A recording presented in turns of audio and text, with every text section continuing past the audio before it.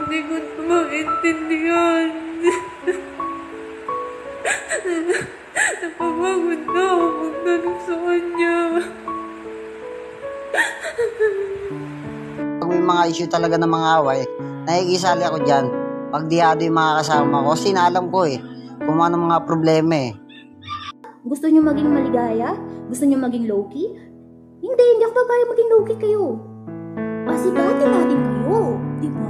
Yun lang yung sa akin. Hihingi sana ako sa'yo ng pasensya kung hindi ko narinig sa'yo na nagmura ka. Kaso lang, nagmura ka Nung ako, gusto ko nang i-low-key yung Ako, kahit kasuhan mo ko, hihingi ako ng pasensya sa'yo kung wala kang ginawa. Kaso lang, meron kang ginawa sa akin. ex kong yan. Anong ginawa? Hindi ko daw siya mahal kasi hindi ko siya pinapag. Yan lang yung masasabi sa'yo, Lemon. At saka, hindi ko dinamay yung anak mo na ipopost.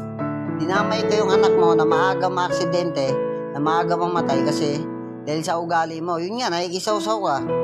Nung pinablik ko, eto nangyari, di ba? Ito nangyari. O, di ba? Nakasiraan kami. Kasi ang dami. Ako sinabi yun.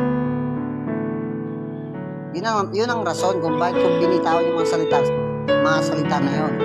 Nakisaw-saw? Isa ka na dun, mami. Shower out sa'yo. O, di ba? Pang trash talk na or pang real talk man tong ginagawa ko. Pero, ang kate mo, mami. Kung hindi ka lang sana nakikisaw-saw, Ang kate-kate mo talaga. Alam mo yun? Anak mo ko dito sa Zaki, tapos huhut-hutin mo yung boyfriend. sana hindi ka madadamay. Ako, bakit? Oo, ako si Naughty Girl. Ako si Naughty Girl lang dati, ng